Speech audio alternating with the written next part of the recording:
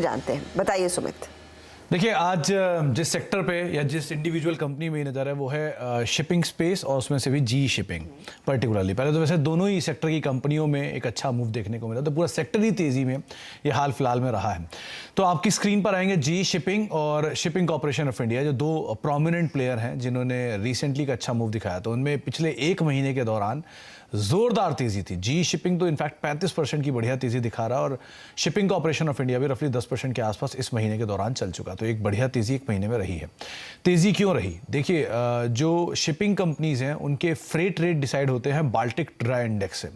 Baltic dry index के अंदर पिछले एक महीने के अंदर ही करीब करीब 36 से 38% तक का फॉल हम देख चुके हैं।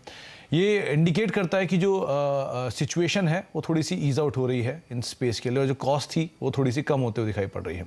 बेटर फ्रेट रेट्स इनके लिए इंपॉर्टेंट होते हैं, लेकिन बेटर फ्रेट रेट के साथ इनपुट कॉस्ट भी इनकी नीचे आ रही है।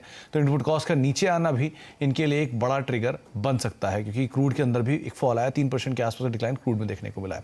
आमतौर पर जब बाल्टिक ड्राई इंडेक्स के अंदर मूव आता है तभी शिपिंग स्पेस की कंपनियों के अंदर मूव आता है, क्योंकि फ्रेट रेट बेटर होते हैं। लेकिन इस बारी ये जो गिरावट आई है फ्रेट रेट के अंदर, उसकी एक वजह मानी जा रही है क्योंकि चाइना का लॉक इन है, या चाइना में कोविड की नई इश्यूज हैं, उसका भी एक इम्पैक्ट देखने को मिल रहा है। तो पहला तो ये एक बड़ा इवेंट, इस वजह से थोड़ा बहुत प्रेशर देखने को मिल रहा है फ्रेट रेट के अंदर, लेकिन उसके बावजूद भी शिपिंग कंपनियां बेटर साइड पे परफॉर्म कर रही हैं।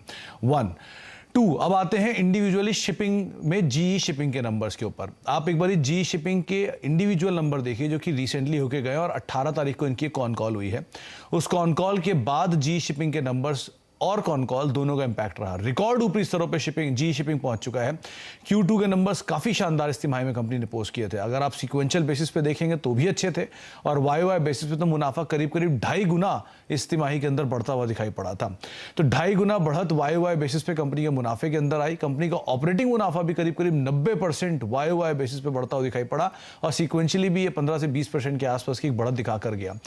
और जिस तरह की ग्रोथ कंपनी के नंबर्स में देखने को मिली है YoY सीक्वेंशियली, ये कंपनी ने अपनी कॉन कॉल के अंदर बखूबी डिटेल में समझाया है कि नंबर्स अच्छे हैं।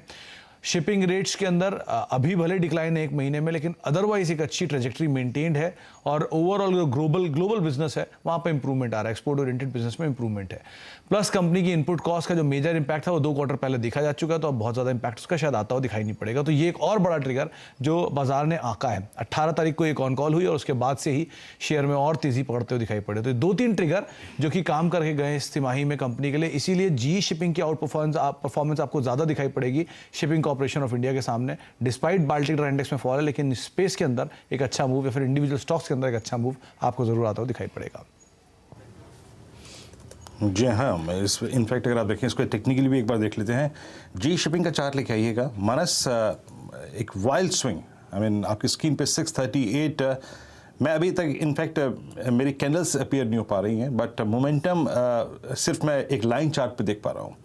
आपका व्यू क्या है इस स्टॉक को? कैसे, आई मीन जो डिलीवरी पे अगर आप काम कर रहे हैं और एक वेल इन ग्रिप जिसे कहते हैं ट्रेड आपके पास है, तो अब इसको कैसे अप्रोच करना चाहिए, और कितने अपसाइड, और एक वाजिब जिसे कहते हैं ट्रेडिंग स्टॉप लॉस, वो इस स्ट्रक्चर पे क्या होना चाहिए?